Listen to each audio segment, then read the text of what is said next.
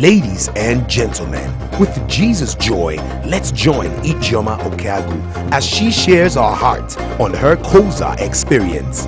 Be blessed. I came to COZA in 2011 and January. Before then, I used to own a lounge, and I was the publisher and editor of a magazine called Crawler magazine. The lounge was called Code. I'm sure there are a couple of people that know of it because it was quite popular when I used to run it. It was in the central area of Abuja, Wuse 2. We used to do a lot of stuff, actually. A lot of partying, alcoholism, the whole nightlife, bringing girls for men, and all of that. It was just nothing that gave God glory at all. And then, of course, for the magazine, like the name implies, Crawler, we're all over the town. It started, we wanted to give people information on Abuja, but it now morphed into something else. Funny was happening where the people around town promoting the nightlife, promoting lounges, promoting all of that.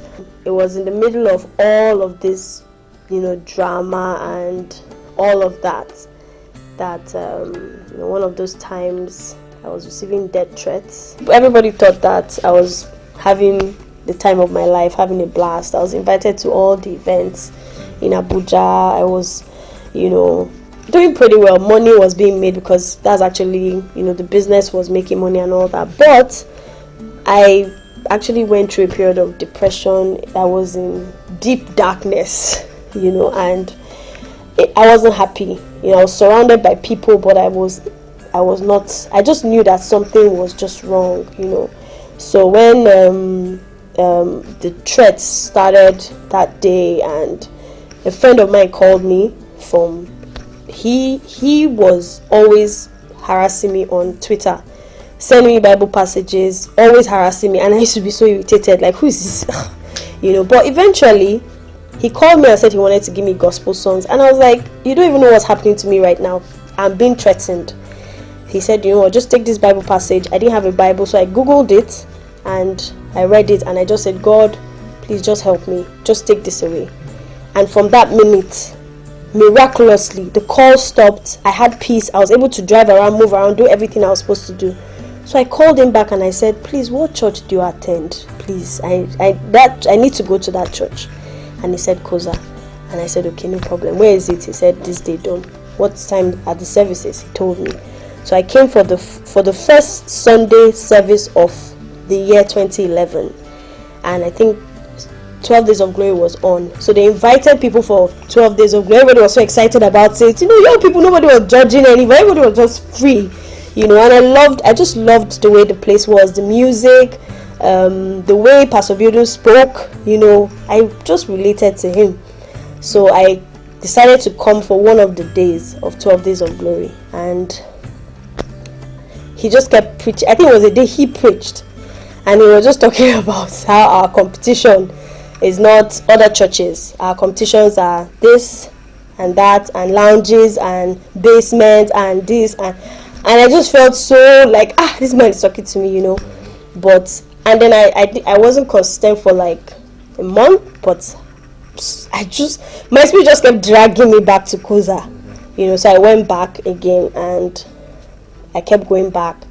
I kept going. The word was just so. I was hearing things I had never heard before because of where I was coming from. Things I had never heard before already. And then the day that they welcomed the first timers, he said that from today you will notice that your life has changed from everything that happens to you. And it was true, because things just started happening in my life, So as I kept coming, he kept emphasizing on that loud, not giving glory to God. So, and then one day he was very, very particular, and he said, if you can trust God and let that thing you're doing go, God will show up for you. If you can trust God. So that Sunday I left, I went back, I looked around, and I said, this thing. I looked at the place. It was a thriving business. I went back to settle for the evening, and I said, can I trust God and let this place go, and I just said, you know what, I decided to let it go, and I shut down everything, and I became very serious in church. Of course, when I shut it down, people, in fact, there's a friend of mine, he used to be a mentor, but he's no longer my mentor. He told me that he thought I would be one of the richest women in Nigeria, but now that I've done this, he knows that I have no hope for me. My own is, there were so many voices. People were telling me that I was not going to do well. How could I do this? Why didn't I sell it off? But I just wanted to I didn't want anything that will not give glory to God. So I shut it down, and then I was asking, oh, yeah, God, I've done it. How far? What's the next step? And I was waiting to hear what was the next step.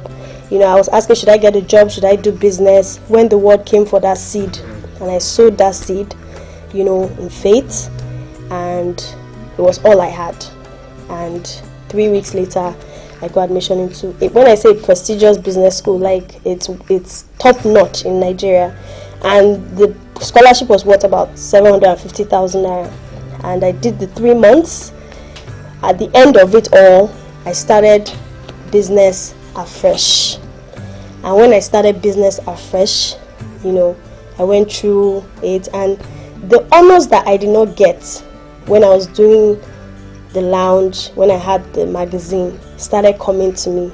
I was nominated for Future Awards, one of the most prestigious awards for young people in Nigeria. Ebony Live TV Niger Diamonds, they came to my house and did a full feature on me and showed it.